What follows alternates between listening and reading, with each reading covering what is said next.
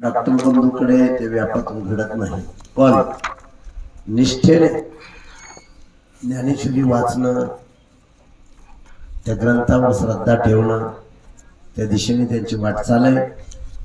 आणि म्हणून इतकं असं ठोकून बोलू शकतो माणूस तोच की ज्यावेळेस आपली त्या विचारावर निष्ठा असते, विचाराशी एकरूप झालेला असतो माणूस, खरी अनुभूती खरं पटलेला असतो.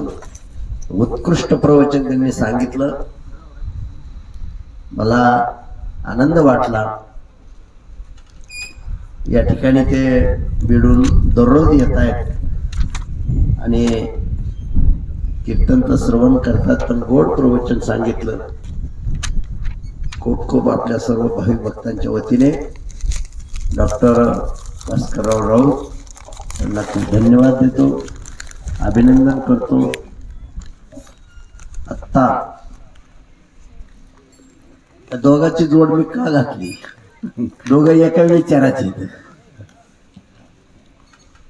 सात्विक डॉक्टरी पेशातले, डॉक्टर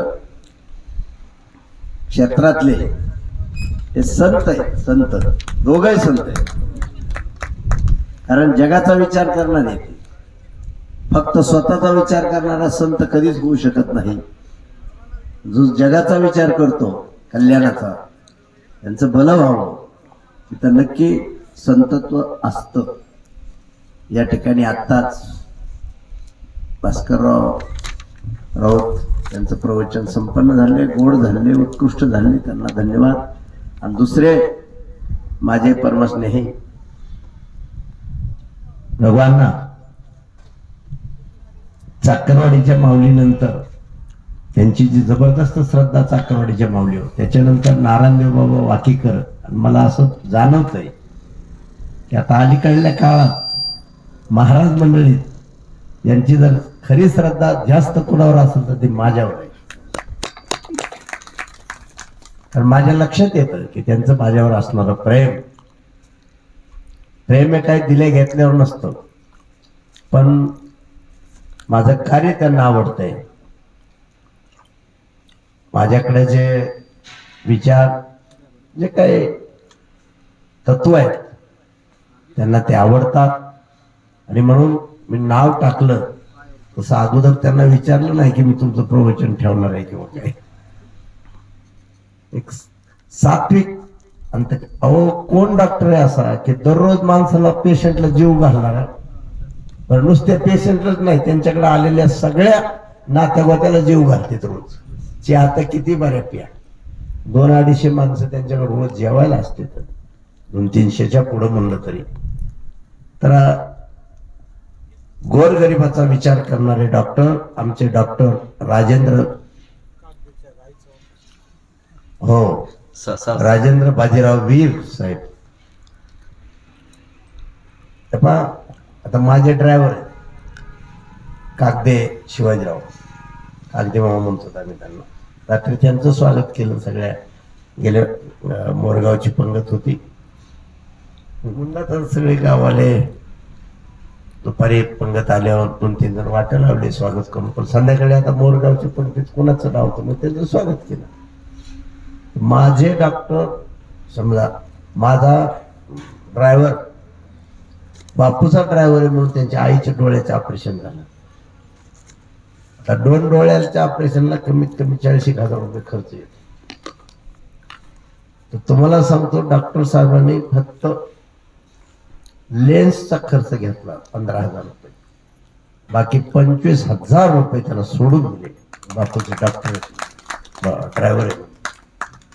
तर असा जो विचार करणारा असतो माणूस, पैशाने किती मोठा झाला, विचाराने जर मोठा नाही झाला तर तो मोठा होऊन ठरू शकत नाही समाजात.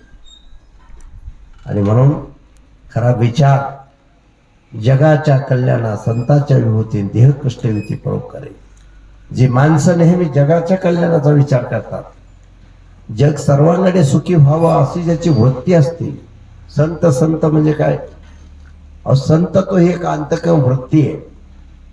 संत काय फेट्यावर कळत नसतो, कपड्यावर कळत नसतो, त्याच्या गाडीवरून कळत नाही, त्याच्या घरावरून कळत नाही. संतत्व तुमचं अंतःकरण स्वच्छ, सरळ, निर्मळ, जगाबद्दल असणारं प्रेम, जग सुखी व्हावा अशा पद्धतीचा उच्च कोटीचा विचार आणि तुमच्याकडे असणारे जे सद्गुण तुम्हाला महान बनवतात. तिथं संतत्व असतं. असे डॉक्टर राजेंद्र भीर साहेब आज आपल्या समोर आले. त्यांचं आपल्याला दर्शन झालंय. इतक्या घाईतून पुतणीचं लग्न होतं वडवणीला. लग्न लावलं की हाल निघते. आपलं प्रेम म्हणून इथं आले. लग्नातून सहसा माणूस आता घराच्या जाऊ शकतो का? ज्याला लोकांची काही तळमळ तेच जाऊ शकतात. आमच्या तुकाराम महाराजांनी काल उदाहरण सांगितलं. आमच्या थोरल्या मुलीचं लग्न झालं इथं दुपारी. बऱ्याच दिवसाची गोष्ट आहे.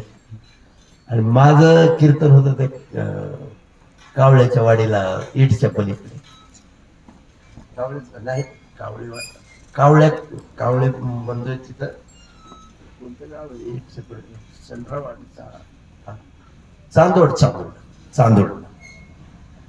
चांदोडला तिथं माझं कीर्तन अगोदरच दिलेलं होतं.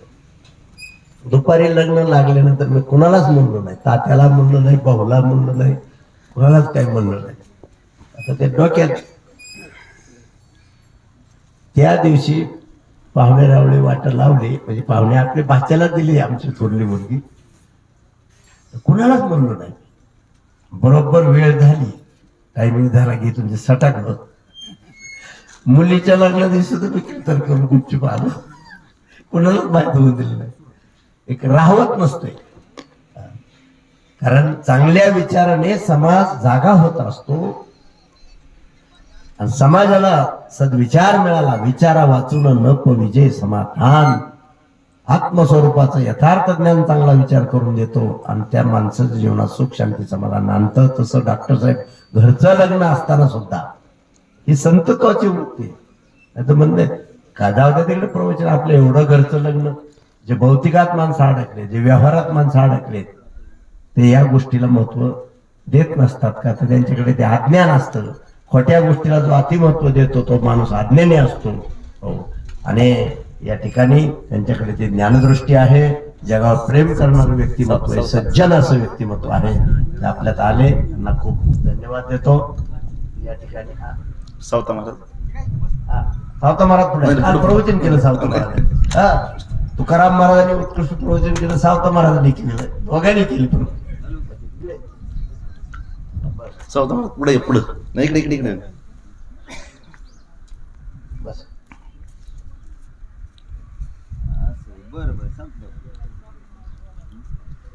आता हरे राम राम राम हरे हरे, हरे कृष्ण कृष्ण कृष्ण हरे हरे. हरे राम राम राम हरे हरे, हरे कृष्ण कृष्ण कृष्ण हरे हरे. हरे राम राम राम हरे हरे, हरे कृष्णा कृष्ण कृष्ण हरे हरे.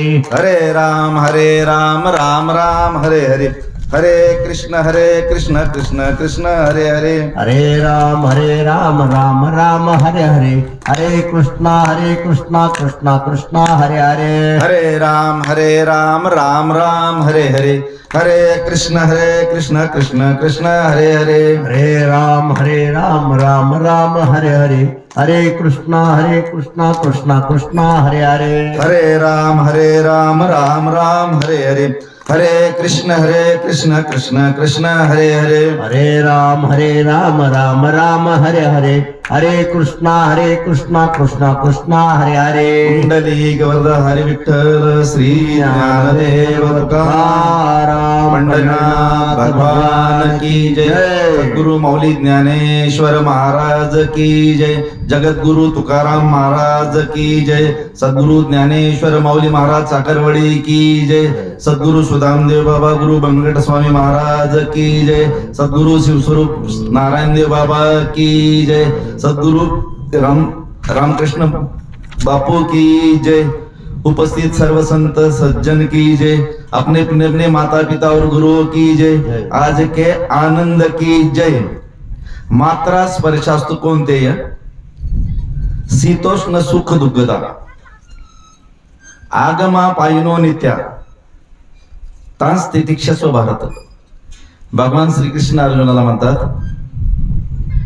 की हे जे मात्रा स्पर्श आहेत, इंद्रिय आणि विषय यांचे हे जे स्पर्श आहेत, हे जरी क्षणिक सुख आणि अनुकूल प्रत्यय देणारे असले तरी ते जीवाचं मात्र करणारे आहेत. म्हणून तू त्यांच्याशी संबंध ठेवू नको, कारण ते क्षणिक सुख देणारे असले तर अनंत कालापर्यंत दुःख देणारे आहेत. क्षणिक अनुकूल परिस्थिती निर्माण करणारे असले तरी अनंत कालासाठी प्रतिकूल परिस्थिती निर्माण करायत, कारण ते येणारे आहेत म्हणजे जाणारे आहेत, जन्मणारे आहेत बरं का सावता महाराज, म्हणजे ते मरणारे आहेत. जे जन्मणारे आहेत ते नंबर 2 मरणारे आहेत, जे मरणारे आहेत ते क्षणाक्षणाला मरणारे आहेत म्हणजे बदलणारे आहेत, धोकेबाज आहेत. जे क्षणाक्षणाला मरणारे आहेत ते विकार निर्माण करणारे आहेत, काम, क्रोध, लोभ, मोह, मत्सर, ते विकारी आहेत. किती झाले? 5 गोष्टी. आणि 6वी गोष्ट ती एका ठराविक काळात आहेत, ठराविक जागेत आहेत आणि ठराविक लोकांसाठी क्षणिक आहेत. आणि 6वी गोष्ट ते नाचणारे आहेत आणि आपल्याला नाचविणारे आहेत. म्हणून तू त्यांच्या नादी लागू नको, त्यांचे संबंध ठेवू नको. तो सदा सर्वदा आणि सर्वांच्या अंतर्यामी जो परमात्मा आहे त्याचे संबंध ठेव. भगवद्गीतेतील 2ऱ्या अध्यायातील 4व्या श्लोकात मी अल्पशा मतीनं अल्पशा वेळेत अल्पच चिंतन मांडणार आहे. वचन ऐका कमलापती माझी रंकाची विनंती, कर जोडी तो कथे काळी आपण असावे जगली. वक्रतुंड महाकाय सूर्यकोटी समप्रभ निर्विघ्नं कुरु मे देव सर्वकार्येषु सर्वदा. या कुंदेंदु तुषार हरधवला, या शुभ्र वस्त्रावृता, या वीणावरदंड मंडित करा, या श्वेत पद्मासना, या ब्रह्माच्युत शंकर प्रभृती देवे सदा वंदिता. सामां पातु भगवती सरस्वती निशेष जाड्या पहा. दुर्गे स्मृता हर्षभीती मशेष जंतु स्वस्ते स्मृता मतिमती शुभांददासी. दारिद्र्य दुःख व हरणिकात वदन्या, सर्वोपकार करणाय सदा चित्ता. सर्वमंगल मांगल्ये शिवे सर्वार्थ साधिके, शरण्ये त्र्यंबके गौरी नारायणी नमोस्ते. वसुदेव सुतं देवं कंस चाणूरमर्दनं, देवकी परमानंदं कृष्णं वंदे जगद्गुरुं. मुखं करोति वाचालं पंगुं लंघयते गिरिं, यत्कृपातमहं वंदे परमानंद. ओम नमो ज्ञानेश्वरा करुणा करा दयाळा, तुमचा अनुग्रह दादुलू पावन झालो चराचरी. मी कळा कुसरी काहीच नेने बोलतो चने अति भाविका, एका जनार्दनी तुमचा दास त्याची आस पुरवावी. नमो सद्गुरु तुकया ज्ञानीदीपा, नमो सद्गुरु सच्चिदानंद रूपा, नमो सद्गुरु भक्त कल्याण मूर्ती, नमो सद्गुरु भास्करा पूर्ण कीर्ती. गुरुर्ब्रह्मा गुरुर्विष्णू गुरुर्देव महेश्वरा, गुरु साक्षात परब्रह्म तस्मै श्री गुरवे नमः. अखंड मंडलाकारं व्याप्तं येन चराचरं तत्पददर्शितमेनि तस्मै श्री गुरवे नमः. नमामि सद्गुरु शांतं सच्चिदानंद विग्रहं पूर्ण ब्रह्म परानंद मिश्रमानंदन. ओम पूर्णमदा पूर्णात् पूर्णमुदच्यते पूर्णस्य पूर्णमादाय पूर्णमेवावशिष्यते. ओम देव शांती, अंतरिक्ष शांती, पृथ्वी शांती, रापा शांती, औषधा शांती, वनस्पती शांती, विश्वदेवाय शांती, सर्वं शांती, ब्रह्मं शांती, शांतिरेव शांती, सामा शांती रिधी. ओम शांती शांती शांती. पांडुरंग परमात्मा परमार्थ आणि ज्यांनी आपलं जीवन परमार्थासाठी समाजसेवेसाठी समर्पित केलं आणि जे अहोरात्र समाजाला जागवण्याचं आणि ज्ञान देण्याचं कार्य करतात, असे आपले आदरणीय वंदनीय श्रोत्रिय प्रातस्मरणीय परमपूज्य बापू यांच्यावर प्रेम करणारे महाराष्ट्र आणि महाराष्ट्राच्या कानाकोपऱ्यातून आलेले सर्व भाविक धर्मानुरागी गावकरी, शेतकरी, व्यापारी, कष्टकरी, कर्मचारी, अधिकारी आदी समाजसेवक, राजकीय, सामाजिक विविध क्षेत्रातील मान्यवर व ध्वनी श्रीपणाद्वारे श्रवण करणारे सर्व बंधुबंधी, मातृपी, सोडत्रबंधी, यथाशक्ती, यथामती, यथावकाश तन मन धन आणि अन्नदान करून या सप्ताहासाठी सहकार्य करणारे उपस्थित आणि अनुपस्थित व रणवे बापू, त्यांचे बंधू, तात्या, त्यांचा परिवार, तुकाराम महाराज, सावता महाराज आणि त्यांना सहाय्य करणारी भक्त मंडळी, ग्रामस्थ मंडळी आणि सेवाबाई संयोजक, आयोजक, नियोजक आपणा सर्वांच्या चरणी साष्टांग दंडवत करतो. अशांतीतून शांतीमध्ये व समाधानामध्ये सुख समाधान शांती प्रस्थापित करण्यासाठी परमार्थाची अत्यंतिक गरज आहे. परमार्थाने अत्यंतिक दुःखाची निवृत्ती होऊन जीवाला परमानंदाची प्राप्ती होत असते. परमार्थ करणं हा प्रत्येक जीवाचा अधिकार आहे, परंतु प्रत्येक जण परमार्थ करत नाही, हे आज हिंदू धर्माची दुर्दशा आहे. अशांतीची शांती फक्त संतच करू शकतात आणि संताची संगत हाच मोक्ष आहे आणि दुर्जनाची नालायकाची संगत हाच नरक आहे.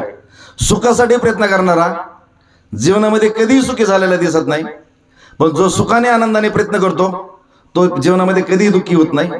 आपण पुढच्याला सुखी करण्याचा प्रयत्न केला तर पुढचा सुखी होईल का नाही हा नियम नाही, पण सुख देणारा माणूस मात्र कायमचा सुखी होत असतो.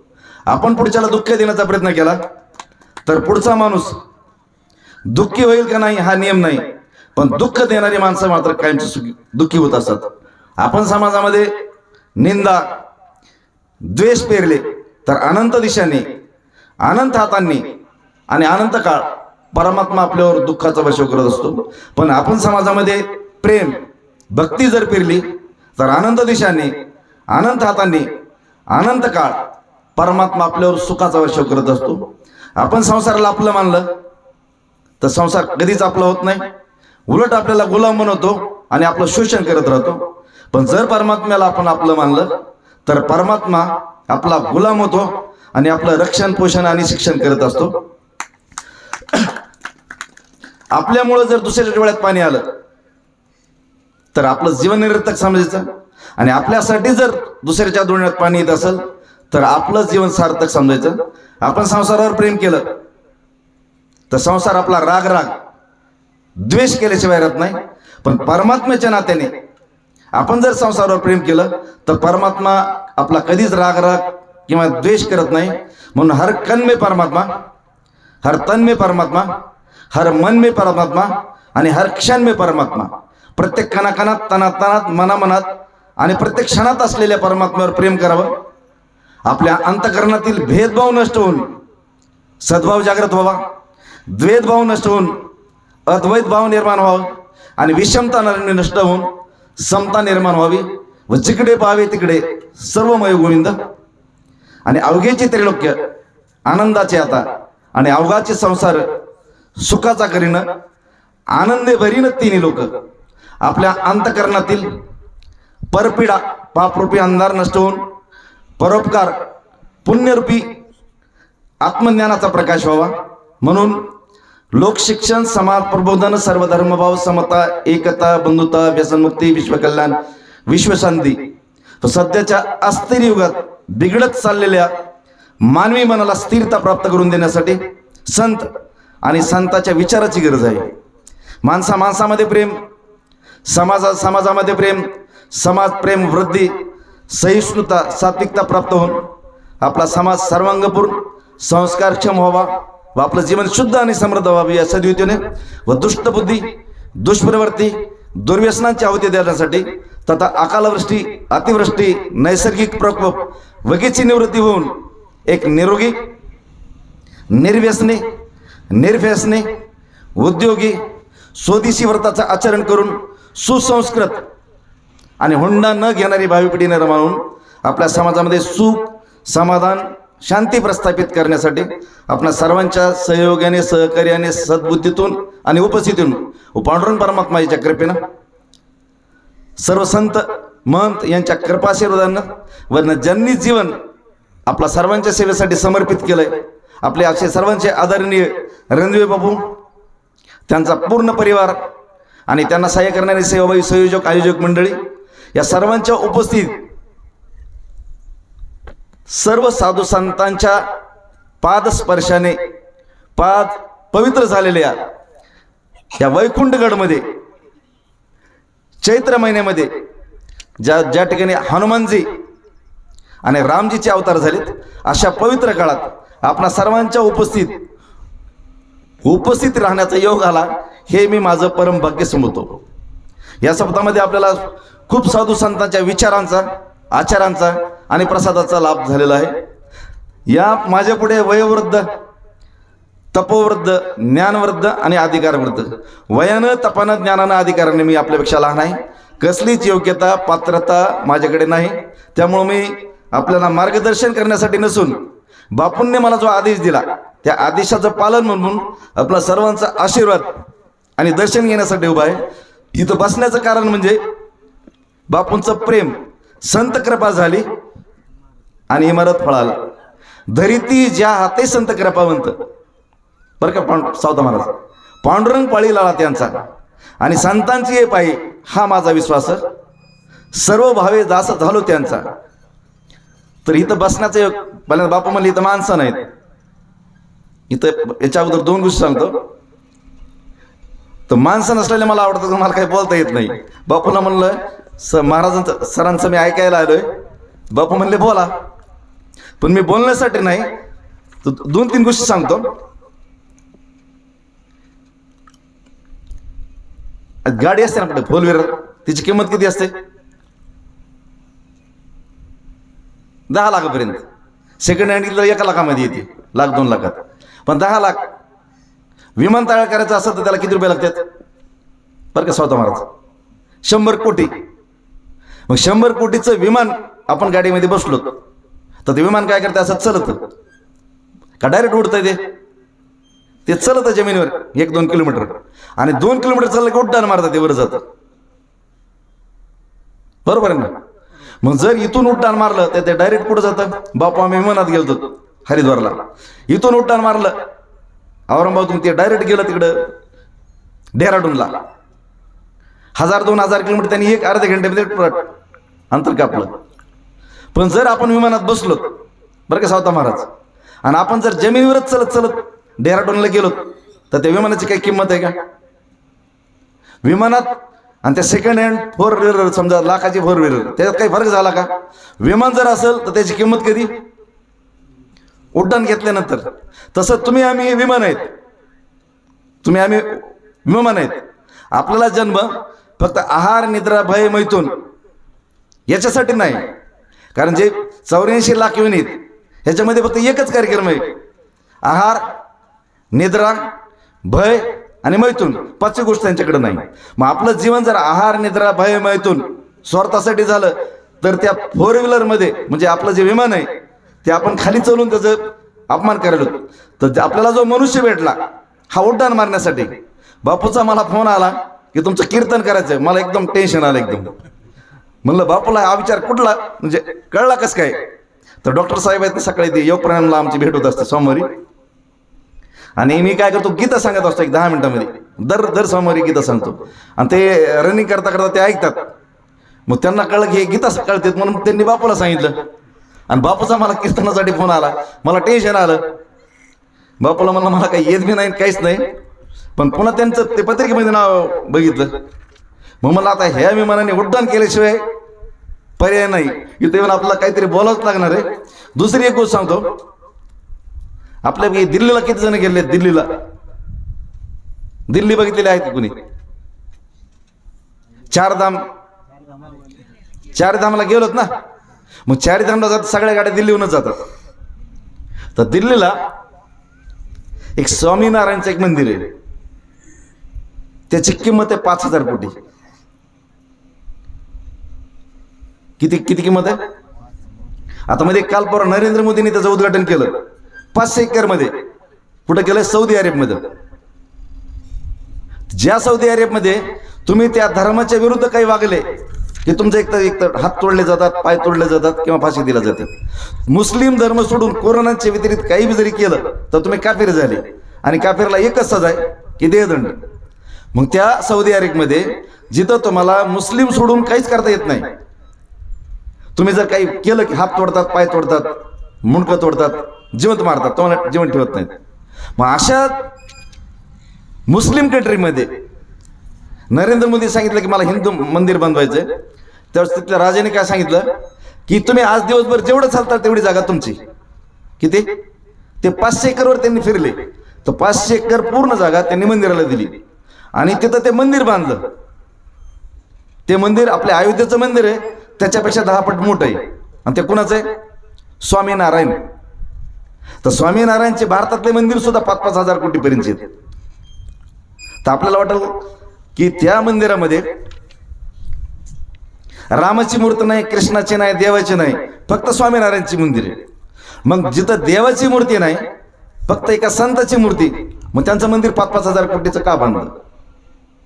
एका देवाचं नाही, म्हणजे आपण 4 धाम मध्ये गेलो, कोणतं मंदिर? मग त्या रामाचं नाही, कृष्णाचं नाही, मग या संताचं मंदिर का मोठं? तर का मोठं? त्यांचा विचार मोठा होता. तर ते विचार का मोठा ते उदाहरण सांगतो की ते लहान मुलं शिकायला होते त्यांच्याकडे. ते शाळा चालू त्यांचे जे गुरु होते त्यांच्याकडे शिकायला असे विद्यार्थी होते. सगळे विद्यार्थी शिक्षण पूर्ण झालं बरं का तुकाराम महाराज. मग ते त्यांचे गुरु प्रसन्न झाले. ते म्हणले आज तुम्हाला सगळ्याला आपापल्या गावाकडे जायचंय बरं का सावता महाराज. तुमचं शिक्षण पूर्ण झालंय आणि मी तुम्हाला आशीर्वाद देणार आहे. तुम्ही जे काही मागताल ते आज तुम्हाला भेटणार. तुम्ही काही बी मागा. मग ती सगळ्याची सुरू झाली. मग एक जण आला. ते म्हणला महाराज ते काय म्हणलं आता माझी इच्छा आहे म्हणला आता मस्त लग्न बिग्न करावं, आई वडिलांची सेवा आणि मुलं व्हायला पाहिजेत, लग्न व्हायला, चांगली बायको भेटायला पाहिजे. त्यांनी ते मुलगी हुडकली होती, सगळं व्हायचं, माझा संसार सुखी व्हावा. गुरु म्हणले तथास्तु. दुसरा शिष्य आला. त्याला विचार. ते म्हणला आमच्याकडे एवढी दरिद्री ना म्हणला 7 पिढ्या आम्हाला खायलाच भेटत नाही म्हणला. तर माझी इच्छा आहे की आम्हाला संपत्ती भेटावं. गुरु म्हणले तथास्तु. तिसऱ्याला विचारलं. ते म्हणला मला वाटतंय योगी सारखा मी योगी व्हावं, योगी की महाराजामध्ये मी टॉपमध्ये राहावं आणि राजकारणामध्ये टॉप, सगळं सत्ता माझ्या हातात जाऊ. गुरुजी काय म्हणले तथास्तु. मग प्रत्येक जण मागायला, कोणी बायको मागायला, कोणी सत्ता मागायला, कोणी संतती मागायला, कोणी गावाचं कल्याण व्हावं, सगळ्याचं कल्याण होण्यासाठी मागायला सांसारिक. शेवटला एक नीलकंठ नावाचं एक बरं का तुकाराम महाराज. नीलकंठ आला. नीलकंठने विचारलं की म्हणला गुरु हे सगळं लोक दुःखी कशामुळे? ते म्हणजे त्यांचे कर्म असतात पूर्वजन्मातले, केले कर्म झाले आणि त्याचे भोग आले. त्या परमात्म्याचा काय संबंध नाही. त्यांचे कर्म त्याला कारणीभूत आहेत. त्यांनी कर्म केले म्हणून ते दुःखी झाले. ज्यांनी कर्म चांगले केले ते सुखी झाले. त्यांचं कर्म वाईट आहे म्हणले म्हणून ते दुःखी आहेत. परमात्म्याचा काही संबंध नाही. मग तो म्हणला हे कर्म मला बदलता येतील का? बदलता येतात म्हणजे. ययाती राजा होता तो स्त्री लंपट होता. त्याचं पूर्ण आयुष्य स्त्रीमध्ये लंपट असल्यामुळं पूर्ण स्त्रीच्या विचारणामध्ये गेलं आणि त्याला त्यांनी दौंडी पिटवली की जर कोणी माझं म्हातारपण कोणी घेत असेल, त्याचं तरुणपण मला देत असेल तर मी त्याला राज्याचा अर्ध राज्य त्याला देऊन टाकतो. शेवटी त्याचा एक पोरगा होता ययाती राजाचा. तो म्हणला त्या वडिलाला म्हणला की माझं तरुणपण मी तुम्हाला देतो आणि तुमचं म्हातारपण. आणि तो राजा ययाती तरुण झाला आणि पोरगा म्हातारा झाला.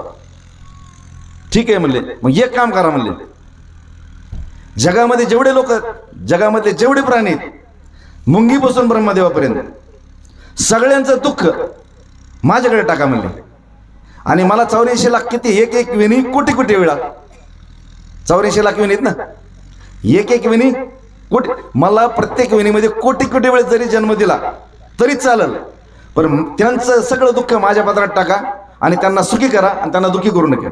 गुरुजी काय म्हणले तथास्तु म्हणले. पण म्हणले गुरुजी त्याला म्हणले एवढा मोठा विचार माझा बी नाही म्हणले, त्याच्यामुळं मी तुझा गुरु व्हायचा लायकीचा नाही म्हणले. मी तुला तथास्तु आशीर्वाद दिला पण तुझं गुरु व्हायची लायकी माझ्याकडे नाही, कारण तुझा विचार मोठा आहे. तर ते म्हणले इथून पुढं तूच देव होशील म्हणले आणि जगामध्ये जे मंदिर होतील ते देवापेक्षा तुझे मंदिर होतील. आता बघा, ज्या माणसाचा विचार एवढा मोठा आहे त्याला 5,000 कोटीचं मंदिर छोटं आहे का मोठं आहे त्याच्यापुढं? 50,000 कोटीचं जरी मंदिर असलं तरी त्याच्यापुढे छोटं आहे, कारण त्याचा विचार मोठा आहे. तसं बापूंचा जो विचार आहे तो मोठा आहे एकदम. बापू म्हणले ना, मी चाकरवडीच्या माऊलीला मानतो, वाकीच्या देवाला मानतो, सुदाम बाबाला मानतो आणि त्याच्यानंतर जर मानण्यासारखं कुणी असेल तर बापूच आहे. मलाच नाही, सगळ्याच्या वारकरी पंथाला आधार देण्याचं काम बापू करतात. बापूंच्या आईचं ऑपरेशन झालं बरं का सावता महाराज, आणि त्यावेळेस मग मला बापूचं माहित नव्हतं. आता ह्यांनी एक सांगितलं नव्हतं का बापूला, मी आज काहीतरी प्रश्न विचारला होता त्यावेळेस, आपण आनंदी असला की असं काहीतरी प्रश्न विचारला त्यावेळेस बापूने ते उदाहरण सांगितलं होतं की ते उंदीर असतो ना, हे ढेकळून त्या ढेकळावर, त्या ढेकळून ह्या ढेकळावर पळत राहत होतो आणि तो नंतर कशाचं चुक आहे हा विचार उंदराचं उदाहरण त्यांनी त्यावेळेस सांगितलं होतं. आणि नंतर मग मी बापूकडे खेचला गेलो. तर बापूचा जो विचार आहे हा सगळ्यासाठी आदर्श आहे. आज वारकरी पंथामध्ये जर आदर्श कोणाचा घ्यायचा असेल तर बापूचाच. कोणतंही काम बापूला साक्षात देव दर्शन देतात. ते आपले हे नव्हते कोण महाराज, पांडुरंगाने दर्शन दिलं होतं बापूंना. हा, अरुण बावणे महाराज. बावणे महाराजांना बापूंना पांडुरंगाने डायरेक्ट दर्शन दिलं होतं. म्हणजे बापूच्या जीवनात दैनंदिन असे अनुभव येत चालतात. म्हणून बापूंनी मला सांगितलं, मग मी जे इथं प्रवचनाला आलो, म्हणलं बापूंनी सांगितल्यामुळं तिथं आलो. आणि बापूचा आल्यानंतर बापूचा आशीर्वाद घेतला, तात्याचा आशीर्वाद घेतला. तर आज भगवद्गीतेसाठी जो श्लोक आहे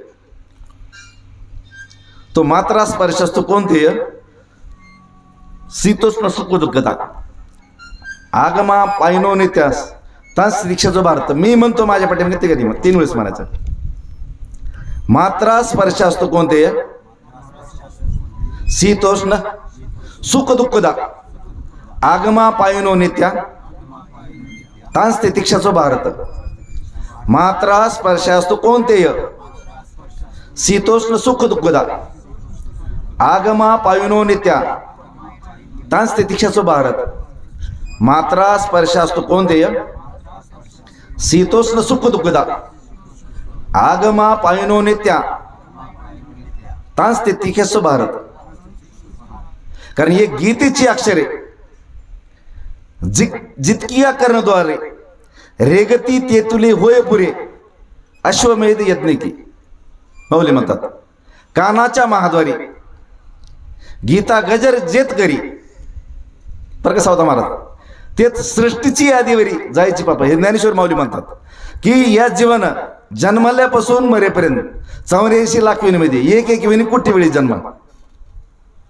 जेवढे काही कुठाने केलेत म्हणजे त्याला पाप म्हणू, ते सगळे पाप माऊली म्हणतात गीतेची जर अक्षर आपण ऐकली तर ते नष्ट होतात. सर्वने पापे जाती आणि धर्मधरी उन्नती.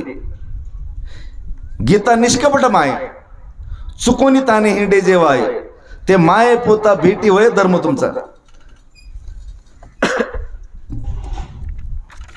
म्हणून गीतेची आपण हे म्हणायला पाहिजे. तर गीताच का म्हणायला पाहिजे, गीताच काय, इतर दुसरे ग्रंथ नाही, गीताच. हा, तर गीता जे आहे ना त्याचं एक उदाहरण असं आहे, ते नाही का ही पूर्वी येतेच नव्हते काही.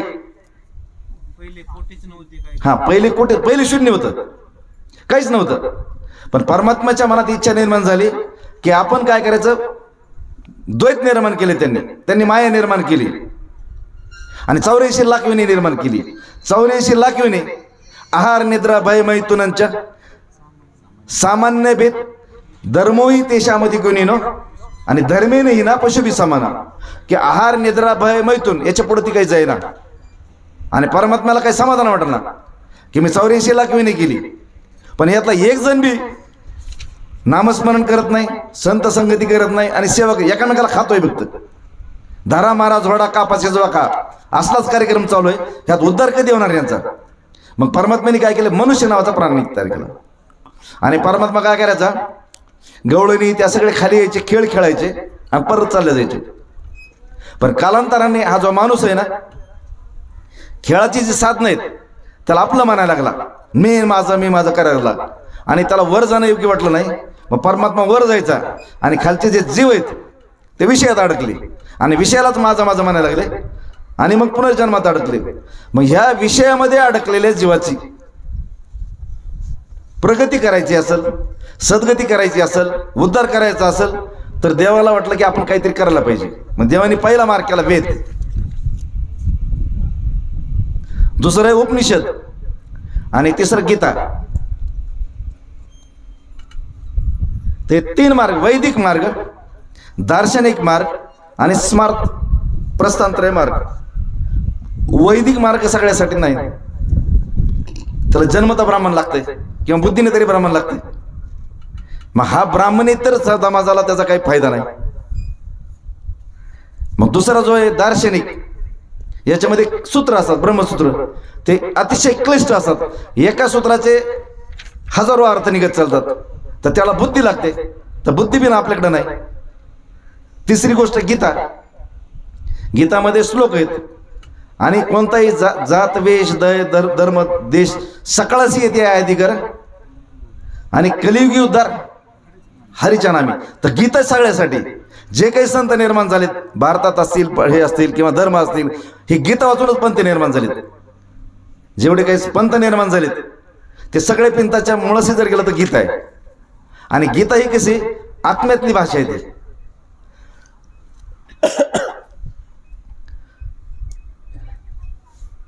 तर गीता आपल्याला 3 शक्ती देतात बरं का सावता महाराज. गीता आपल्याला 3 शक्ती देतात. करणे की शक्ती, त्याच्यामध्ये पहिले 6 अध्यायात कर्मयोगावर आहेत. दुसरी शक्ती जाणणे की शक्ती, त्यात 6 ते 12 अध्याय हे ज्ञान योगावर आहेत. आणि मानणे की शक्ती हे भक्ती योगावर. म्हणजे किती शक्ती झाल्या? करणे की शक्ती, जाणणे की शक्ती आणि मानणे की. सावित्रिक 18 अध्याय येते. आता करणे की शक्ती कशासाठी दिली? ईश्वराने आपल्याला बल, आपण हनुमान चालीसा म्हणतो बल बुद्धी देव मोहे हरव कली स्वीकार. तर बल जे दिलंय हे आपल्याला बल जे दिलंय हे बल सेवा करण्यासाठी दिलंय. आणि आपले जे साधनं दिलेत साधनेचा सदुपयोग सेवा साधण्यासाठी दिलंय. मग कर्मयोगामध्ये काय बल कशासाठी? करणे की शक्ती संसाराची सेवा करण्यासाठी. दुसरी दिली जाणणे की शक्ती. जाणणे की शक्ती कशासाठी दिली?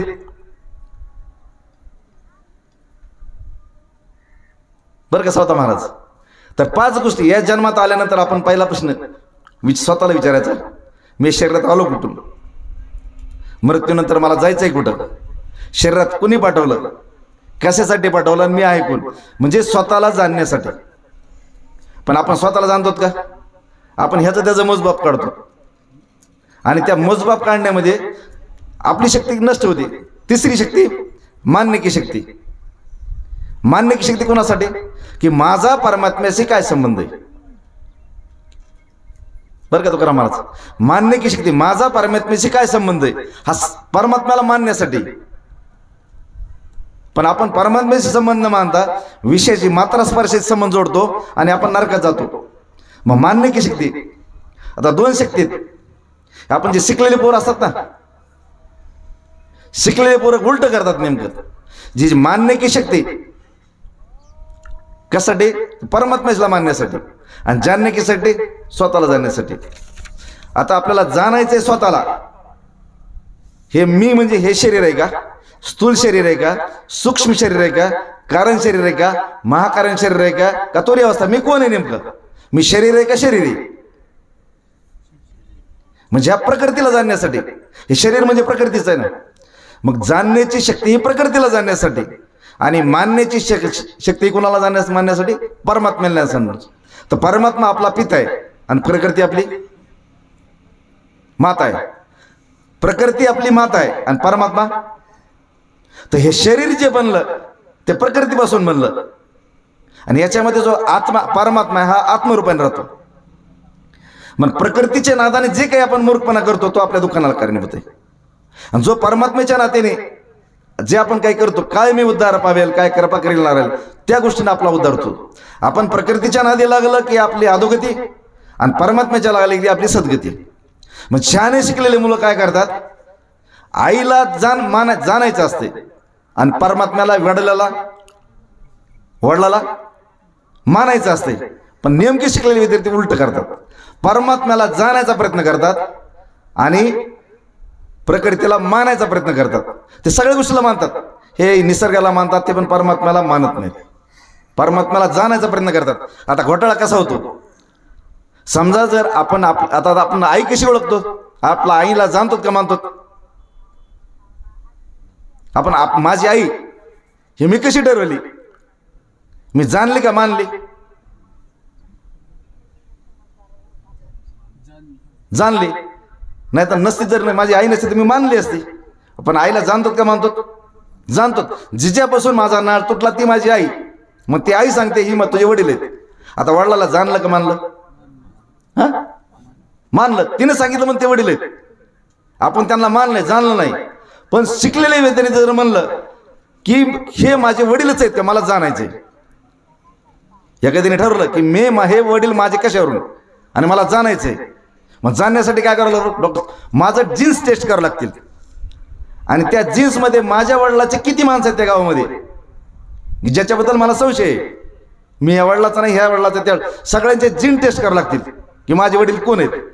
आणि सगळ्या माणसाचे जीन जर टेस्ट करत बसलो मी, तर माझं जीवन सुखाचं होईल का? वडिलाला जाण्याचा प्रयत्न केला, मी आईला मानलंच नाही, हे वडील माझ्या नाहीतच, मला जाणायचंय, मला माझे जीन्स टेस्ट करायचे आणि गल्लीतल्या गावातल्या जे पाहुणे सगळ्याचे जीन्स टेस्ट करून मला बघायचे माझे वडील खरे कोण आहेत हे मला जाणायचे. जीवन सुखाचं होईल का? मग जीवाचं सुखाचं होण्यासाठी वडिलाला जाणावं लागेल का मानावं लागेल? जीवन सुखाचं मानावं लागेल. जे लोक परमात्म्याला मानतात त्यांचं जीवन सुखाचं आहे, पण जे परमात्म्याला जाण्याचा प्रयत्न करतात त्यांचं जीवन दुःखाचं आहे. कारण परमात्मा हे काही दाखवण्याची वस्तू नाही. हा परमात्मा ही काही वस्तू, व्यक्ती, प्राणी, पदार्थ, परिस्थिती नाही. ही एक अविनाशी अवस्था आहे. त्या अवस्थेला मानावं लागतं, ते जाण्याचा प्रयत्न नाही. मग ह्या गीतेतून आपण 3 शक्त्या, करणे की शक्ती बापू सांगतात समाजाची सेवा करण्यासाठी, तन सेवेसाठी, आणि मान्य की शक्ती परमात्म्याला मानण्यासाठी, आणि जाणणे की शक्ती स्वतःला जाणण्यासाठी. मग ह्या कर्मयोगासाठी 6 अध्याय आहेत, ज्ञानयोगासाठी 6 अध्याय आहेत, आणि भक्तियोगासाठी 6 अध्याय आहेत. असं 18 अध्यायाचं 18 हे महाभारतामध्ये सुद्धा 18च पर्व आहेत. हे युद्ध सुद्धा 18 दिवसच चाललंय. 18 अध्याय, 18 आकड्याचा काहीतरी कृष्णाशी, गीतेशी, महाभारताशी संबंध आहे. कारण 18 दिवसच युद्ध चाललं.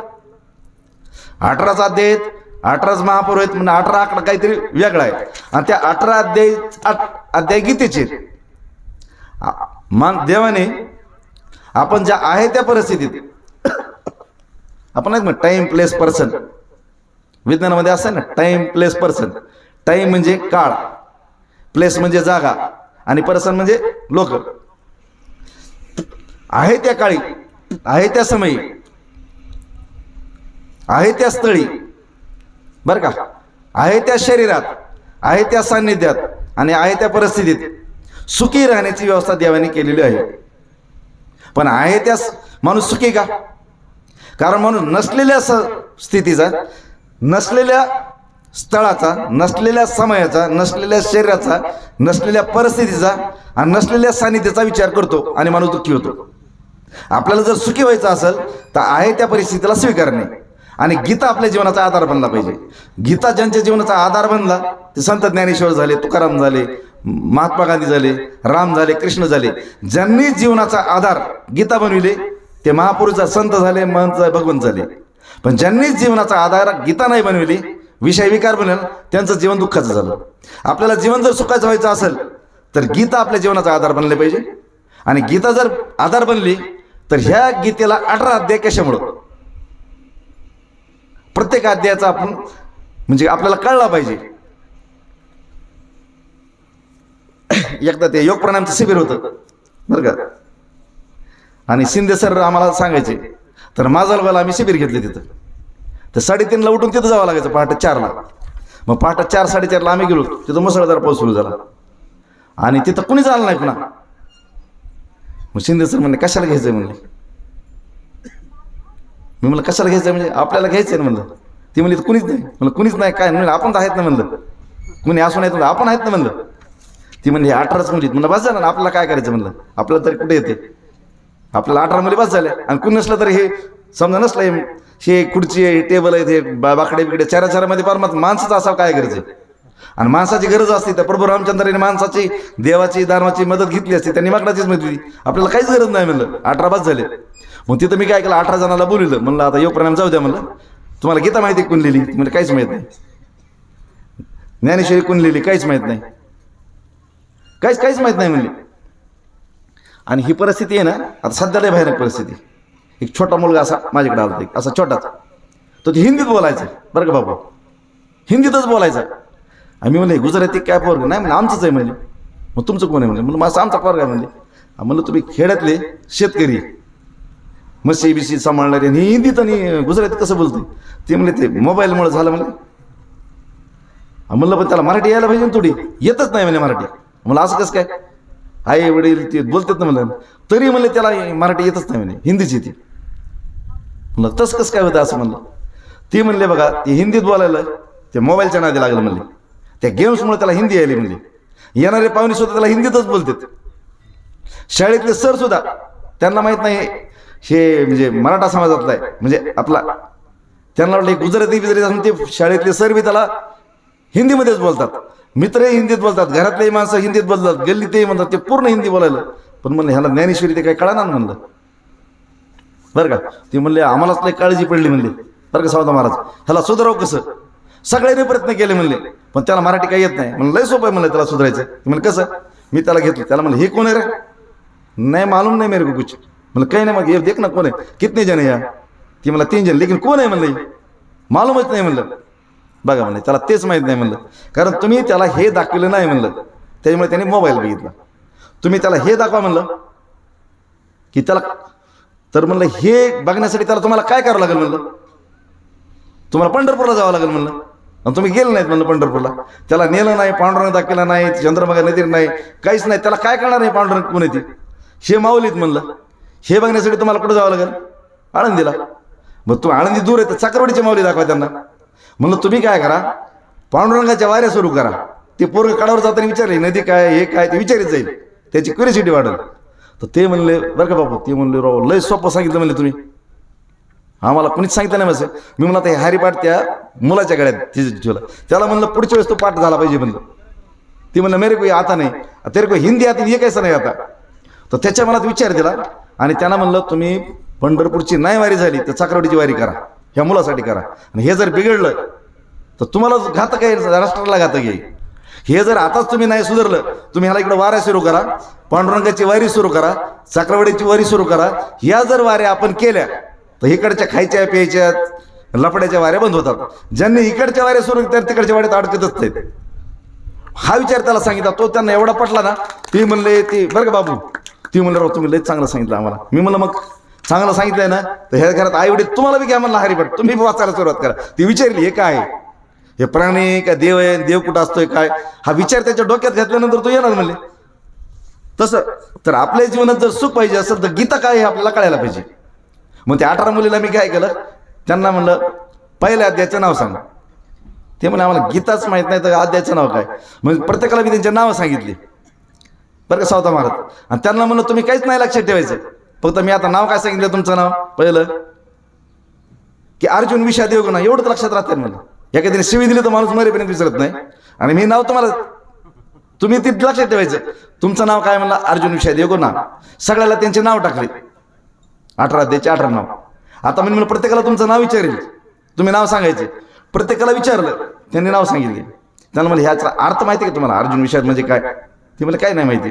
मग म्हणलं आपण अर्थ सांगू. तर अर्जुन विषा देवगुण नाम आहे, त्याचा अर्थ असा आहे की मुंगीपासून ब्रह्मदेवापर्यंत कुणी सुखी का सध्या, कुणी सुखी आहे का सध्या, कुणीच सुखी नाही. ते उदाहरण सांगायचं वेळ जाईल तर कुणी सुखी नाही, सगळे दुःखी आहेत. समजा मी इथं पाटोद्याला आलो, एसटीचं तिकीट काढलं, पाटोद्याचं तिकीट आलं आणि पाटोद्याला उतरलो. पडत कंडक्टरला म्हणलं पाटोद्याचं तिकीट दिल तर देईल का ते. मग सुखाच्या गावाला जो माणूस आलो तो सुखासाठी प्रयत्न करील का. ज्या अर्थी सुखासाठी प्रयत्न आहे त्या अर्थी सुखाच्या गावाला पोहोचलेला नाही. जो पाटोद्यामध्ये आलाय तो पाटोद्याचं तिकीट कशाला काढेल, कारण तो पाटोद्यामध्ये आलाय. लक्षात आलं का. ज्या अर्थी आपलं सुखाची ना आपली ओळख नाही त्यासाठी आपले सुखाचे प्रयत्न आहेत. मग सुखाचे प्रयत्न आहेत आणि सुखी तर कुणीच नाही. मग अर्जुनाच्या जीवनात विषाद निर्माण झाला. ज्यावेळेस माणूस मी काय करू, बरं का सावता महाराज, सर टेन्शन येतं काय माणसाला, मी काय करून काय नाही करू, की माणूस टेन्शन मध्ये येतो. त्याला वाटतं हे करावं का ते करावं. माणसाला काय वाटतंय, हीच करावं, कधी वाटतं कीर्तनच करावं. बापूंनी मला सांगितलं कीर्तन आले, मला टेन्शन कसं झालं तुम्हाला सांगतो. मी म्हणलं एक तर प्रवचनाला वेळ भेटत नाही, नाही का ना, एक तर प्रवचनाला वेळ भेटत नाही आणि ऑपरेशन रात्री असतात, कीर्तन म्हणून की रात्री जावं लागतंय.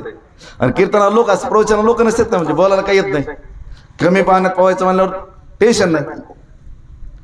मला वाटतं बापू आपण ते ह्याला गेलतो ना, आपण ते पाय बुडायचे ते कलकत्याचे तिकडं सौतीर्थ बारा गंगासागरी की बार गंगासागरला होतात ना. हा हा हा ते अनुभव सांगतो.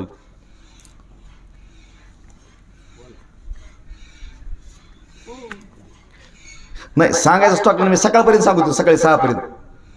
ही सकाळी 6 पर्यंत सांगू शकतो, म्हणजे 24 घंटे. पण आता आपल्याला अर्ध्या घंट्यात सांगायचे. त्यामुळे बापूचा जो अनुभव आहे ना गंगासागरचा, तो नंतर सांगतो. गंगासागरला होते गंगासागरला होते ना.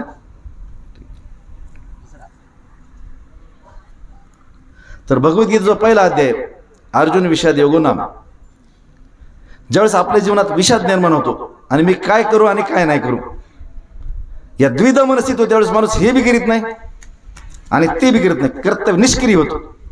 समजा आता प्रवचनाला आलंय, माणसाच्या मनात विचारला असता उगाच चालू आता घरीच राहिलो असत बरं झालं असतं. आता हे प्रवचन काही संपत नाही लवकर, घरीच राहिलो असत बरं झालं असतं, आता का मला जायचंय बी तिकडं, असा मनात विचार आला आणि माणसाचं मन घरी गेलं. आता तो कीर्तनामध्ये इथं बसलाय आणि मन कुठं आहे? घरी गेल्यावर काय करता येईल का? इथं कीर्तनाचं शरीर काय, स्थूल शरीर इथं आहे आणि सूक्ष्म शरीर तिकडे, काय करता येईल का? स्थूल शरीराचा बी काही क्रिया होत नाही आणि सूक्ष्म क्रिया. मग हे जे निष्क्रिय जीवन जात आहे ते नाही का, जसं एक विमान जे उड्डाण मारायचं त्या जमिनीवर चालायला आहे, त्याला काय फायदा आहे का? मग निष्क्रिय झालेल्या जीवनाला सक्रिय करण्यासाठी गीता आहे. ज्यावेळेस माणूस कलेक्टर तरी हो, डेप्युटी कलेक्टर नाही झाला तर तहसीलदार तरी हो, तहसीलदार नाही तर बीडीओ तरी हो, बीडीओ नाही झाला तर क्लर्क तरी हो, काही नाही जर झालं तर निदान काहीतरी कुठं तरी चपराशे म्हणून तरी लाग, ते बी नाही झालं तर आपण काय म्हणतो हॉटेल तरी चालव, हॉटेल नाही चालवता निदान वेटर म्हणून तरी राहा, पण काहीतरी कर. हा जो मार्ग असतो ना, तसं भगवान श्रीकृष्णाने अर्जुनाला ज्यावेळेस उपदेश करायला सुरुवात केला, सगळा उपदेश त्याने दुसऱ्या अध्यायात सांगितला. तरी बी त्याचं मन तयार व्हायना, मग 3रा अध्याय सांगितला. तरी बी त्याचं मन व्हायना, 4थ्या अध्यायात सांगितला. कुठपर्यंत सांगितला? जोपर्यंत त्याचं मन बदलत नाही. बरं का सावता महाराज, कृष्णाने उपदेश कुठपर्यंत सांगितला? 2ऱ्या अध्यायात मतपत्ती व्हायना, 3ऱ्या अध्यायात व्हायना, 4थ्यात व्हायना, 5व्यात व्हायना, 16व्यात व्हायना, 17 अध्याय झाले तरी मत परिवर्तन. शेवटी 18व्या अध्यायात त्याचं मत परिवर्तन झालं. तो काय म्हणला? नष्टो मोहा स्मृतिर्लब्धा त्वत्प्रसादान मयच्युत. पण त्या स्टेजला येण्यासाठी त्याला किती अध्याय सांगावं लागले? 18. तर 2ऱ्या अध्यायामध्ये पूर्ण ज्ञान भगवंतांनी कृष्णाने अर्जुनाला सांगितलं. आणि त्याचा पहिला जो श्लोक आहे, पहिल्या अध्यायामध्ये त्याचं ऐकून घेतलं की मी आता धनुष्य सोडून रडायलो, माझे आई वडील आहेत, हे ते आहेत, हे जर मी जर मारला तर वर्णसंकर निर्माण, ह्या बाया बिघडून जातील, वर्णसंकर होईल. आणि आता काय सगळं वर्णसंकरच आहे सध्या. धर्माला मारणारे लोक आहेत, वर्णसंकर आहेत सध्या. आपण जर 130 कोटी जनता जर घेतली तर मॅक्झिमम लोक वर्णसंकर आहेत. त्यांना देवाशी घेणं देणं नाही, धर्माशी घेणं देणं नाही, काही नाही, फक्त स्वार्थ आणि अहंकार. हा वर्णसंकर निर्माण होईल असं अर्जुनाने पहिल्या अध्यायात म्हणलं आणि तो काही तयार व्हायना. मग शेवटी भगवंतांनी पहिला श्लोक सांगितला. बरं का सावता मला, पहिल्यांदा काय सांगितलं? ज्यावेळेस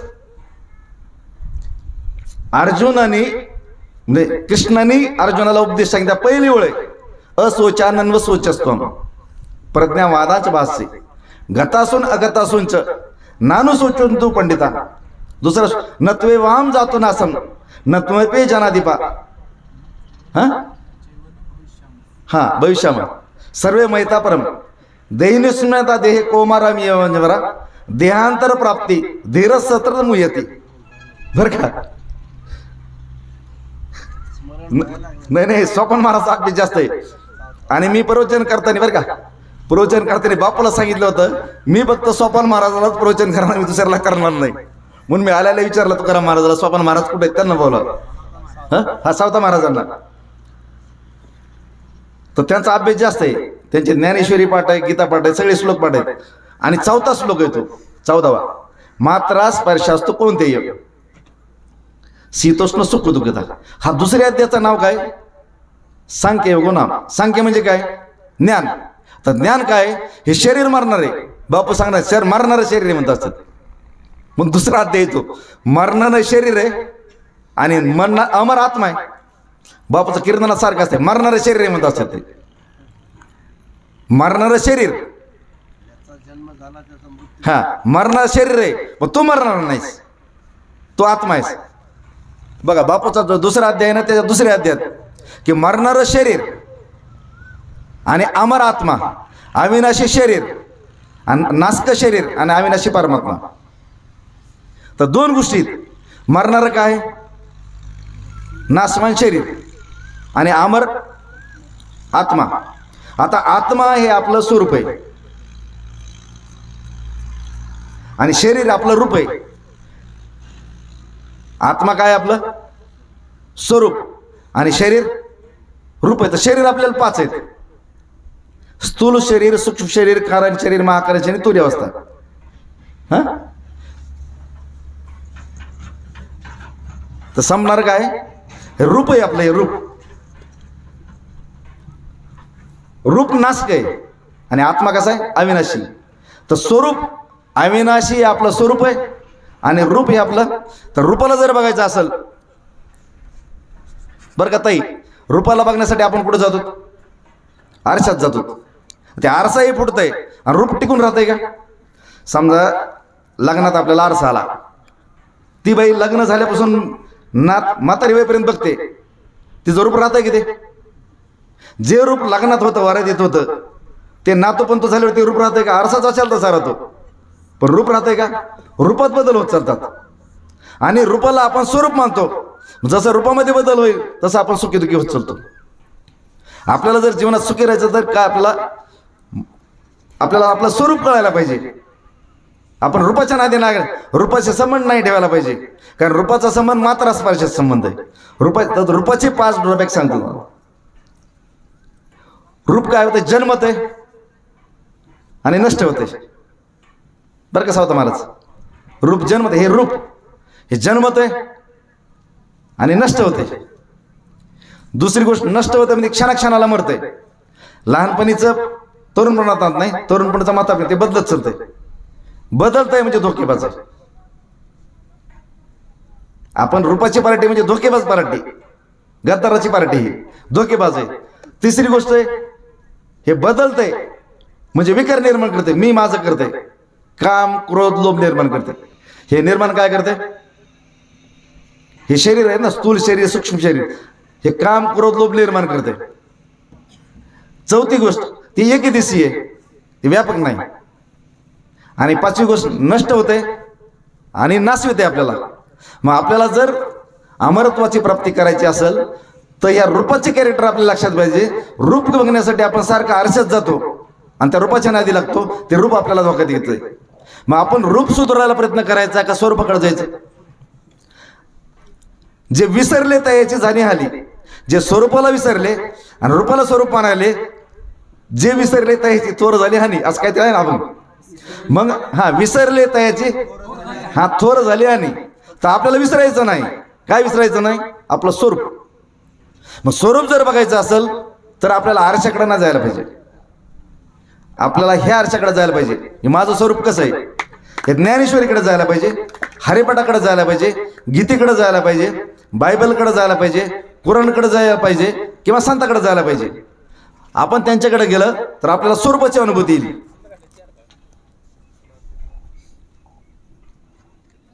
वेळ संपला ना? याच्यावर एक तुम्हाला आता ह्याच्यात एक उदाहरण सांगतो. 4 प्रकारची माणसं असतात. सोपान काका, आपलं सावता महाराज, 4 प्रकारची माणसं असतात. एक असतात कुच्चर, दुसरे असतात फुगीर, तिसरे असतात इनामदार आणि चौथे असतात इमानदार. हे कशासाठी सांगायलोय? कारण हे शरीर आहेत आपले, स्थूल शरीर, सूक्ष्म शरीर, कारण शरीर, महाकारण शरीर, तुरी अवस्था. ह्या गोष्टी आपल्याला लक्षात येण्यासाठी उदाहरण सांगायला, उदाहरणात समजणार लवकर. तर कुच्चर जे असतात, कुच्चर म्हणजे काम करणार तर नाहीच, टाळणार काम. कारण ते शरीराचा विचार करणार की कशाला बिंबीला नीट द्यायचं, बस कीर्तनाला जा, तिथं हे करा, त्याच्या घरी जाऊन झोपा ना, एसी मध्ये, कूलरमध्ये, म्हणून बिलय झालंय, कशाला जा, काय करायचं, आपलं घरी जाऊन आपलं शरीराला आराम द्यायचा. कुच्चरने विचार कोणाचा केला? शरीराचा विचार केला. शरीराला बिंबीला पाणी म्हणजे काय म्हणतात त्याला, बिंबीतलं पाणी हालायला नको, बिंबीच्या देटाला नेक नको, आपला आराम करा. कशाचं कीर्तन काय, कुठं महाराज सुधारले तर काय झाले, कुठं कुणाचं काय झालं, कशाला आपलं झोपा इथंच, बसा आपलं इथंच. त्यांनी कुच्चरने काम टाळलं. दुसरं असतं फुगीर. फुगीर काय करणार? येणार बापूला दाखवण्यासारखं काम करणार, आपलं केलं म्हणून केलं. आता त्याचं मन दुसरीकडे असतंय, पण बापूला मला दाखवावं लागेल मी केलंय म्हणून. मग फुगीर माणूस आहे, त्याचं मन असतं की त्याचा स्थूल असतो इथं, पण सूक्ष्म तरी येत नसतो. सूक्ष्म तिकडंच कुठंतरी असतो. हा झाला फुगीर. तिसरं कसं आहे, नाही बापूचं काम आहे, मला मन लावून करावं लागेल. बापूचं काम आहे, मला मन लावून करावं लागेल. ह्याने सूक्ष्म शरीर लावलं. सूक्ष्म मन म्हणजे सूक्ष्म शरीरच आहे. आणि चौथा एक माणूस आहे, त्याने काम केलं पण देहभान विसरून काम केलं. त्याला दिवस कळाना, रात्र कळाना, काहीच कळाना. आता काम करण्याचे किती पद्धती झाल्या. एक कुचर, दुसरं फुगीर म्हणजे त्याचं मन नव्हतं पण त्याचा देह होता. तिसरं इनामदार, की बापूला दाखवण्यासाठी बापू मला काहीतरी इनाम देतील, मला इनाम भेटेल काहीतरी. सप्त्यामध्ये 7 दिवस येतो, मला इनाम भेटण्यासाठी काहीतरी मतलबासाठी काम करणार. हा झाला इनामदार, मन लावून काम करला. आणि चौथा निस्वार्थ भावनेनं, मी स्वार्थ आणि अहंकार सोडून जो इमानदारीने काम करलाय तो इमानदार झाला. की झाले कुचर, फुगीर, इनामदार आणि इमानदार. बरं का सावता महाराज, हे 4 विद्यार्थी परीक्षेला भेटले आणि त्यांचे पेपर लिहायला सुरुवात केली. त्यांचे मार्क्स लिहायचे, त्यांनी पेपर दिला. आता जो कुचर आहे त्याने पेपर नाही दिला, त्याला मार्क किती पडतील? 0. आणि ज्याने व करायचं आहे, आई वडील येतात, त्यांनी मला ठेवलंय, आता काहीतरी करावं तर लागणारच आहे. माझी तर काही इच्छा नाही पण आता करावं तर लागणार आहे ना. नाही तर आई वडील काय म्हणतील, त्यांना दिखाव्यासाठी तरी थोडं कॉप्या बिप्या करून पास व्हावं लागेल. त्याला किती मार्क पडतील? फुगीरला किती पडतील? हा, किंवा पास होईल समजा 35%. आणि ज्याने मन लावून अभ्यास केलाय त्याला किती पडतील? हा, 50% फर्स्ट क्लास पास होणार. आणि ज्याने देहभान विसरून काम केलाय, त्याला किती पडतील? हा, मेरिटमध्ये तो महाराष्ट्रात पाहिला, पाटोद्यात पाहिला, जिल्ह्यात पाहिला, देशात पाहिला. आता शाळा तीच आहे, विद्यार्थी तीच आहे, पुस्तक तीच आहे, कालगणना तीच आहे, सगळं सारखं असताना सुद्धा रिझल्ट वेगळा का? कारण कामाच्या पद्धती बदलल्या. ज्याने कुचरपणा केला त्याला 0 मार्क भेटले. ज्याने व करायचं मन केलं त्याला 35% भेटले. ज्याने मन लावून केलं तो फर्स्ट क्लासमध्ये आला. आणि ज्याने देहभान विसरून काम केलं तो मेरिटमध्ये टॉपमध्ये आला. आता काम करण्याच्या पद्धती वेगळ्या, त्याच्यामुळे रिझल्ट वेगळा. बरं का. आता पहिले ज्या 3 पद्धती ह्या स्वार्थ आणि अहंकारामुळे त्यांनी शरीराचा विचार केला. बरं का. तुकाराम महाराज पहिले 3 कुचर, फुगीर आणि इनामदार. इनाम म्हणजे इनाम असले सर, याचं इनामासाठी काम करणार, मतलबासाठी काम करणार. ह्या तिघांनी शरीराचा विचार करून काम केला. आणि चौथा जो माणूस आहे इमानदार, ह्याने शरीराचा विचार केला का? त्यांनी देहभान विसरून काम केलं. त्याने काय केलं? आता बापू एवढे कीर्तन करतात ना, ते कीर्तनाचा एक विषय मला आता आठवला. त्यांचं ते याला कीर्तन होते मुगगावला, आणि बापूचा मला फोन आला. त्या सुरुवातीला माझ्याकडे पेशंट नसायचे, कमी असायचे, ते 8ला 9ला संपायचे. मी ड्रायव्हरला म्हणलं चल म्हणलं आपल्याला बापूचं कीर्तन जायचं. तेव्हा बिला चिडत आला, गाडी काढली. हा, मुगगाव तिकडं, पाटेगाव मुगगाव. आणि आम्ही रात्री गेलो, रस्ता चुकला ना, त्या पांदीने ती गाडी काय जायना, ती चिडायचं सारखा माझ्यावर. कशाला काढलं म्हणलं ऑपरेशन, रात्री कुठं नव्हतं म्हणलं, बापूला फोन लावला आज झालं तर जर. आणि तो माझ्यावर सारखा चिडायचा. पण मी म्हणलं सर बाबा तिथपर्यंत मुगगावपर्यंत पोच, बापू वाट बघत असतील म्हणलं, जावं लागेल आपलं असं तसं. बरं का. आणि मग आम्ही तिथं गेलो. तिथं पण त्या ड्रायव्हरला म्हणलं बाबा एक तर आपल्याला कीर्तन करायचं नाही, नुसतं जाऊन ऐकायचं, नुसतं ऐकायचं आहे ना. आणि आपलं काय कीर्तन करायचं नाही, कारण आपण नाही गेलं तरी आपण काय फरक पडतो म्हणलं, त्या मुगगावला नाही गेलं तरी काय फरक पडतो? काहीच फरक पडत नाही. पण बापू नाही गेल्यावर तिथं कीर्तन होणार नाही. मग बोल म्हणलं आपल्याला नुसतं ऐकायचंय, नुसतं तिथं उगा दिखावा करायचा, बापूला आलोसाठी दाखवायचंय, तर आपल्याला एवढा त्रास आहे. आणि बापूला 1 रुपया नाही घ्यायचा, स्वतःच डिझेल टाकायचं, स्वतःच हे करायचं. आणि सगळ्या कुटुंबाचा त्याग किती. समजा मी जर म्हणलं तसं खेळलं तर मला माझी बायको भांडल, पोरं भांडतील, सगळे हे भांडतील, सगळ्याचा त्रास मी केलं का? आज ज्यार्थी बापू म्हणलं निस्वार्थ भावनेने आणि स्वतःच्या शरीराला ताण घेऊन तिथं जातात, त्यांचा त्याग, त्याच्या पुढे आपलं दुःख कुठं आहे म्हणलं. मग तो थोडा शांत झाला. तेव्हा नंतर मला काही म्हणे ना, म्हणजे बापूच्या जीवनाचं कष्ट जर बघितलं तर आपल्या जीवनात काही कष्ट आहे का? आपल्या मतलबासाठी ना, ते बी आपल्याला नको वाटतोय. कशासाठी सांगता विसरून गेलं इकडे. हा मेरिट मध्ये आला. हा मला कधी टेन्शन आलं ना, हे कसं करायचं काय करायचं, बापूचं उदाहरण समोर आणत असतो आणि बापूचं या दर्शन जरी झालं तरी ती प्रेरणा भेटत चालते. तर उदाहरण सांगायचं होतं चौथा, की कुच्चर, फुगीर आणि इनामदार ह्यांनी शरीराचा विचार करून काम केलं. आणि जे शरीर देहमानुसरून काम करतात, इमानदारीने काम करतात, ते कोणतं काय लावून त्यांनी काम केलं?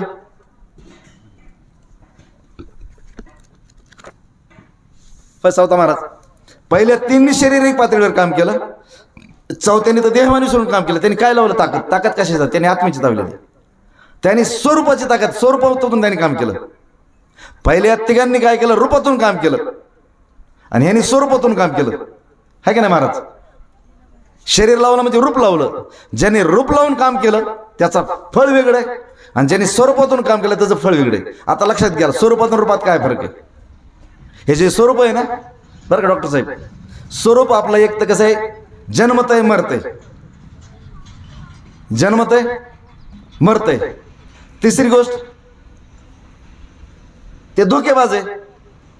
कुणाला वाटतंय का म्हातारा व्हावं म्हणून? धोका देते ते, दात पाडावं, केस जावं, कुणाला वाटतंय म्हणजे जातात ते, धोके देतात. मग ते शरीर कसं आहे, आपलं रूप कसं आहे, धोकेबाज आहे. तिसरी गोष्ट, टेन्शनमध्ये आपल्यासारखं टेन्शन निर्माण करते. प्रत्येक माणूस टेन्शनमध्ये का नाही? सुखी नाही म्हणजे टेन्शनमध्ये, टेन्शन निर्माण करते, त्यालाच विकार म्हणतात. पाचवी गोष्ट, एक दिवशी आहे. आता मी इथं प्रवचन करायलो, बीडमध्ये असेल का? आता मी इथं प्रवचन करायलो, इथं बीडमध्ये असेल का? कारण ते एक दिवशी आहे, ते व्यापक नाही ना. आणि 6वी गोष्ट, ते नासके आणि नासविणार आहे. हे शरीर 100 वर्ष देवाने मला दिलंय, पण त्या 100 वर्षात एवढा कुठं करणार आहे ना, की देवाला या शरीरासाठी 84 लाख वेणी पुरत नाहीत. एक वेणी कोटी वेळेस, म्हणजे एवढे हे 100 वर्षात कुठं करते, म्हणजे नासवित आहे आपल्याला. आलं का लक्षात? आपण रूपाचा विचार केला तर जन्मतय मरतय, धोका देतय, विकार निर्माण करते आणि नासविते. पण स्वरूपाचा जर आपण विचार केला, सावता महाराज स्वरूप कसं आहे? सदा, सर्वदा आणि सर्वांच्या अंतर्यामी. स्वरूप कसं आहे आपले? सदा, म्हणजे भूतकाळ वर्तमान काळात नित्य येते, नित्य, त्याला जन्म नाही आणि मृत्यू नाही, सदा आहे. दुसरी सर्वदा, सर्व ठिकाणी, म्हणजे कुठं नाही ते आपलं स्वरूप. स्वर्गात आहे, पाताळात आहे, सगळीकडे आपलं स्वरूप आहे. सदा आहे, सर्वदा आहे आणि सर्वासाठी. बरं का तात्या, ज्यावेळेस आपण स्वरूपातून काम करतो त्यावेळेस त्याचा इफेक्ट कसा असतो? त्यावेळेस त्याचा इफेक्ट फळ कसं असते? सदा, सर्वदा आणि सर्वासाठी असते. आणि ज्यावेळेस आपण रूपातून काम करतो त्यावेळेस त्याचं कसं असते? एक दिवशी असते. आता शिवाजी महाराजांनी स्वराज्याची स्थापना केली, कोणत्या पद्धतीने केली? कुत्सर पद्धतीने केली, फुगीर पद्धतीने केली, इनामदार पद्धतीने केली, का इमानदारीने केली? इमानदारीने केली. त्याच्यामुळे ते सदा, सर्वदा आणि सर्वांच्या हृदयात आहेत. लक्षात आलं का? ज्ञानेश्वर माऊलींनी ज्ञानेश्वरी कशी लिहिली? इमानदारीने केली, म्हणून ते सदा, सर्वदा आणि सर्वासाठी आहेत. तुकाराम महाराजांनी गाथा कशी लिहिली? सदा, सर्वदा. त्यांनी देहभान विसरून इमानदारीने काम केलं. आता बापूचं काम कसं आहे? इमानदारीने का इनामदारीने? इमानदारीने. आता बापूचे मंदिर होतील, बापूसाठी पांडुरंग परमात्मा स्वतः इथं आला. हा, ज्या सुखाकारणे देव वेडावला, आणि वैकुंठ सोडून तो पाठवतेमध्ये आला का नाही? कारण बापूचं काम इमानदारीने, आणि त्यांना विरोध करणारे जे लोक आहेत त्यांचं इमानदारीने काम आहे का? शिवाजी महाराजाला विरोध करणारे माणसाचे मंदिर झाले का? ज्ञानेश्वर माऊलीला मंदिर करण्याचे मंदिर झालं का? हा, नाही झाले. आता आपल्याला जर आपले आजोबा पंजोबा आठवतात का? नाही. पण ज्ञानेश्वर माऊली आठवतात, तुकाराम महाराज आठवतात.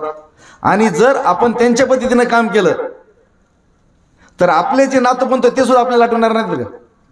जसं आपण आपल्या पंजाला आठवत नाहीत, तसे आपले नातूपंतू ते सुद्धा आपलं आठवण काढणार नाहीत. आपल्याला जर आपलं अस्तित्व टिकवायचं, आपल्या नातूनी पंतुनी करायचं असेल तर बापूचा विचार आपण आचरणात आणला पाहिजे की आपण या जन्मातच स्वरूपात जागृती झाली पाहिजे. आता नरेंद्र मोदी कोणत्या पद्धतीने काम करतात? हा, नरेंद्र मोदी कोणत्या पद्धतीने काम करतात? इमानदारीनं. आणि इमानदारीने त्यांनी इथं थाळी वाजवल्यावर त्याची वाजती कुठं? अमेरिकेत वाजती. मी जर इथं थाळी वाजवली आपल्या इथं तरी वाजतील, घरचे लोक वाजवतील का? इमानदारीने. आणि त्यांना विरोध करणारे लोक कोणत्या पातळीवर काम करतात? स्वार्थ आणि अहंकार. बरोबर आहे की नाही? मग आपल्याला जर आपल्या वाटेला आलेलं कार्य जर आपण स्वार्थ आणि अहंकार सोडून केलं तर ते इमानदारीने होतं. एक छोटं उदाहरण सांगून संपू. एक आमच्याकडे एक बाई होती, तर तिला काही गीता बिता काही माहित नव्हतं तिला. तर असंच प्रवचनामध्ये इमानदारीने स्वार्थ आणि अहंकार सोडून काम करायचं. तर ती म्हणली स्वार्थ आणि अहंकार सोडून काम करायचं काय? आपलं काय माहित नाही, गीता नाही माहित नाही, बायबल नाही, काहीच माहित नाही. म्हणली फक्त 2 शब्द माहिती आहेत, स्वार्थ सोडायचा आणि अहंकार सोड. काही दिखावा करायचा नाही कामाचा, दिखाव करायचा नाही, फुगीरपणा करायचा नाही, काहीच करायचं नाही आणि काम करायचं. मग त्या बाईने काय केलं बरं का ताई? त्या बाईने काय केलं, तिच्याकडे एक मोलकरी होती रेहाना म्हणून. मग हिनं काय केलं, तिची गळ्यातली ओढणी असते ना, अशी गळ्यातली ओढली तिथं ठेवली होती. ती घेतली आणि सर्पामध्ये धुतली चांगली आणि घराच्या छतावर नेऊन वाळू घातली. ती बाई काम झालं की ते विचारले कुठं माझी ओढणी कुठं नेली? ती म्हणले मग आम्हाला माहित नाही, आम्हाला माहित नाही. सर ती शिवाय द्यायला लागली आया बहिणीवर, कुणी नेली, काय झाली, कुणाला घरी लय शिवाय दिलं, पण ती काही सापडली ती तिला काही सापडली नाही. मग नंतर दुसऱ्या दिवशी ती आली बाई आणि ते असे भांडे घासत घासत कोणत्या मेल्यामुळे त्याला भेटले की माझी ती ओढणीच गायब केली. ती म्हणली अगं थांब म्हणली, तुझी ओढणी ना? ती म्हणली हा काल हरवली. म्हणली 5 मिनिटं थांब म्हणली. ती घराच्या वर छतावर गेली, ती वाळू घातलेली ओढणी आणली आणि तिला दिली. ती म्हणली कुणी नेली ती? ती म्हणली मी नेली. ती म्हणली मी तुला शिव्या दिल्या आणि तुम्ही नेला आम्हाला माहितच नाही. आणि कशासाठी नेली ती बरं का तुकाराम महाराज? ती म्हणली कशासाठी नेली ती? तर ती म्हणली माझी रेहाना सगळ्या घरचं धुणत होते, सगळ्या घरचे भांडे घासते, पण तिला स्वतःकडे लक्ष द्यायला वेळ नाही. माझी रेहाना आणि तिची ओढणी लय मळकट झाली म्हणून मी धुतली. ती बाई लागली रडायला मोठमोठ्याने. ती म्हणली माझा नवरा मला माझं म्हणलं नाही. आमची पाहुण्या रावळ्यामध्ये मी भांडे घासत असल्यामुळे मला काही किंमत नाही. पाहुण्यात किंमत नाही, आईवडिलात किंमत नाही, भावात किंमत नाही, भावजायात किंमत नाही, समाज किंमत नाही. आणि आज 10 वर्ष झालं मला माझं कुणीच म्हणलेलं नाही. आणि ही बाई मला माझं म्हणली. ती मोठ्याने लागली रडायला. बरं का? ती ऑक्सा बसून रडायला लागली. तिचा ते होत काय आवरणा. आता ह्या बाईने सुद्धा आयुष्यात असं कधीच काम केलेलं नाही. हिनं सुद्धा पहिल्यांदाच काम केलं की स्वार्थ आणि ही बी तिने ट्रायल म्हणून घेऊ बघितलं, ट्रायल म्हणून घेऊ म्हणून. जसं बापूच्या कीर्तनामध्ये माणसं प्रभावित होतात, तिने ते प्रभावित होऊन म्हणली पहिल्यांदा काम केलं. आणि ती म्हणली मी आतापर्यंत लय काम केले, मला कुणीच नवजलं नाही. आणि ह्या बाईने नुसतं ओढणी धुतली तर ती रडायला लागली आणि ती बी मोठ्याने रडायला लागली. दोघंही एकामेच्या गळ्यात पडून रडायला लागले. मग दुसऱ्या बायांना वाटलं त्या रडतात म्हणून आपण कशाला बसायचं, त्या बी लागल्या रडायला. मग त्या घरातले सगळेच माणसं रडायला लागली. आता नेमकं रडण्याचं कारण ह्या दोघीलाच माहिती आणि ह्या दोघी रडतात मग सगळ्या रडायला. बघा आता त्या बाईने त्या रेहानाला जिंकलं. हे जिंकण्यासाठी किती पैसे दिले ती जिंकता आला असता? फक्त निष्काम कर्माने त्या बाईला जिंकलं. म्हणजे त्या बाईला जिंकलं नाही, परमात्म्याला जिंकलं. ज्यावेळेस आपण निष्काम भावनेने काम करत असतो त्यावेळेस आपण त्या माणसाला जिंकत आहेत, परमात्म्याला जिंकतो. तिनं त्याच्या आत्म्याला जिंकलं. आता तुम्ही कोट्यवधी रुपयाची घुस द्या, ती फितूर होणार नाही. तसं शिवाजी महाराजांनी हे जे लोक निर्माण केलेत ना, आत्मिक पातळीवर जाऊन काम केले, त्यांच्यासाठी मारायला कुत्रे बित्रे मारायला तयार झाले, कारण त्यांनी आत्मिक पातळीवर जाऊन काम केलं. ज्यावेळेस आपण आत्मिक पातळीवर जाऊन काम करतो त्यावेळेस आपण इमानदारीने काम करत असतो.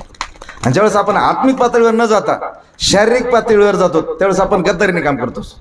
मग आपण जर इमानदारीने काम केलं तर त्याची दखल परमात्मा घेत असतो आणि ते कार्याचा इफेक्ट सदा सर्वदा आणि सर्वत्र. हा दुसऱ्या अध्यायाचा अध्याय. एक अध्यायाचं एक वेळून संपूर्ण किती वेळ सांगायचं बापू?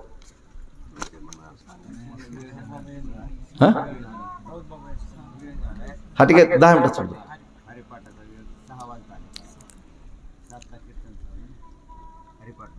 हा, आता तिसऱ्या अध्यायाचा वेळ आहे. सर ऐकत असेल रोज. तिसऱ्या अध्यायाचं नाव कर्मयोग नाम, की आपल्या वाट्याला आलेलं कर्म हे जर चार खरे, जसं मड्याला 4 खांदेकरी लागतात का 3 खांदेकरी लागतात, तसे कर्मरूपी मड हे जर आपल्याला ईश्वराकडे न्यायचं असेल, कर्मभोगाचा कर्मयोग जर करायचा असेल तर 4 खांदेकरी लागतात. पहिला खांदेकरी निस्वार्थ भावना, दुसरा परोपकारी वृत्ती, तिसरा तत्परता आणि चौथा आनंद. किती गोष्टी? निस्वार्थ भावना, परोपकारी वृत्ती, तत्परता आणि आनंद. हे 4 गोष्टी जर कर्माला लावल्या तर ते कर्मयोग होत असतात. चौथ्या अध्यायाचं नाव आहे ज्ञान कर्म संन्यास योग नाम. याचा अर्थ आहे केळवली नवरी संन्यासीची आपली. जसं मुलीची सोयरी झाल्यानंतर लग्न होईपर्यंत ती संन्यासारखी राहत असते, तसं आपण संसारामध्ये राहिले. तैसे असावी संसारी जवरी प्राचीन चोरी, वस्ती कर वस्ती आला प्रातकाली उठून गेला, पक्षी अंगणी उतरती ते का गुंतून राहते. म्हणजे आपण संन्यास सारखे राहायचं. 5व्या अध्यायाचं नाव आहे कर्म संन्यास योग नाम. याचा अर्थ असा आहे की सुखाने सुखी आणि दुःखाने दुःखी होणारी माणसं जीवनात प्रगती करू शकत नाहीत. जे माणसं सुखाने सुखी होतात आणि दुःखाने दुःखी होतात, बरं का सावता महाराज, जे सुखाने सुखी आणि दुःखाने दुःखी होतात ते माणसं प्रगती करू शकत नाहीत. आता दिंडीमध्ये जे 10 लाख लोक असतात, 10 लाख लोकाला एक जणाला तरी दुःखाची अनुभूती असते का? एक जणाला असते का? 10 लाख लोकात 10 लाख 20 लाख 30 लाख लोकांचं एक जणाला एक क्षणाची दुःखाची अनुभूती असते का? एक जणाला एक क्षण मी 21 दिवस दुःखाची अनुभूती नसते. आणि आपल्या घरात माणसं किती असतात? नवरा बायको आणि एखादा मुलगा, 3, कमीत कमी 3. पण 3 माणसं एका क्षणाला 3ही माणसं आनंदी असतात का? मग आपल्या घरामध्ये सुखाची अनुभूती नाही आणि दिंडीमध्ये दुःखाची अनुभूती होतं कशासाठी? दिंडीमध्ये जे माणसं दुःख आणि सुख याच्या मानगुटीवर पाय जडून जातात तेच दिंडीमध्ये जाऊ शकतात. जे सुख दुःखात अडकतात ते त्या अनुभूतीला जाऊ शकत नाही. ज्याच्या जीवनात संकट, कष्ट, दुःख आणि दुष्ट येतात तीच माणसं महान बनत असतात. ज्याच्या जीवनात संकट नाही, कष्ट नाही, दुःख नाही आणि दुष्ट नाही, ती माणसं कधीच महान बनत जात नाहीत. मग आपल्या जीवनात जर सुख आलं, जीवनात संकट, कष्ट, दुःख, दुष्ट आलं की समजायचं ईश्वराची आपल्यावर कृपा झाली. बरं का बापू? सुख ही म्हणायचं ईश्वराची दया. सावता महाराज, माझे जे काही मुद्दे ते तुम्हाला सांगतो. सुख आलं की ईश्वराची दया झाली समजायची, आणि दुःख आलं की ईश्वराची कृपा झाली समजायची. आता समजा आपण रस्त्याने चाललो आणि भिकारी दिसला तर आपण काय करतो? गाडीचा काच खाली घेतो. काय करतो? त्याला पैसे देतो ना. सगळे देतो तर थोडे देतो? थोडे देतो. 10 रुपये, 50 रुपये, 500 रुपये, 1000 रुपये किंवा जी मोठ्यात मोठी नोट देतो का सगळा बंडल देतो? ज्यावेळेस दया निर्माण होते त्यावेळेस तुकडा दिला जातो. भिकाऱ्यावर जी आपण करतो ती दया. पण समजा आपला जे पोरग आहे त्याला आपण काय करतो? पूर्ण प्रॉपर्टी त्याला देऊन टाकतो. आपण आपल्या मुलाला, एकुलते एक मुलाला काय करतो? दया देतो का कृपा असते? ती कृपा असते. ज्यावेळेस भगवंताची कृपा होते त्यावेळेस दुःख येतं, आणि ज्यावेळेस भगवंताची दया निर्माण होते त्यावेळेस सुख येतं. सुख आलं की समजायचं बरं का सावता महाराज की ईश्वराची आपल्यावर दया झाली, तुकडा टाकलाय. पण ज्यावेळेस जीवनात दुःख येतं त्यावेळेस समजायचं ईश्वराची आपल्यावर कृपा झाली आणि कुठंतरी आपल्याला महान बनवायचं कार्य सुरू झालं. हा झाला 5वा अध्याय. 6वा अध्याय त्याचं नाव आत्मसंयम योगो नाम. आता माणसं पारमार्थात दिसतात, पण पारमार्थात असतात का? एक पारमार्थातल्या माणसाने फाशी घेतली आणि ते दिंडीमध्ये आमच्याबरोबर असायचा. मी त्याला भेटायला गेलो. डमरे म्हणून माणूस होता, भेटायला गेलो. मग त्याच्या बायकोला त्याला भेटलो. असंच फाशी घेतली, तसंच घेतली असं सांगायला. मी म्हणलं जाताना काय म्हणले? तर त्यांनी चिठ्ठी लिहून ठेवली. एक बापा त्यांनी चिठ्ठीत लिहिलं होतं की आता नाव नाही ना, अमुक अमुक आमदार आणि अमुक अमुक खासदार ह्यांनी माझ्या अंत्यविधीला यावं अशी माझी इच्छा, आणि ती चिठ्ठी घेतली, फाशी घेतली. म्हणलं काय माणूस आहे म्हणलं. मला वाटलं पांडुरंगाचं लिहिल, चाकरवडीच्या माऊलीचं लिहिल, सुदाम बाबाचं लिहिल, दिंडीतलं काय लिहिलं. पण त्यांनी काय लिहिलं? अमुक अमुक माणसाने माझ्या अंत्यविधीला यावं अशी माझी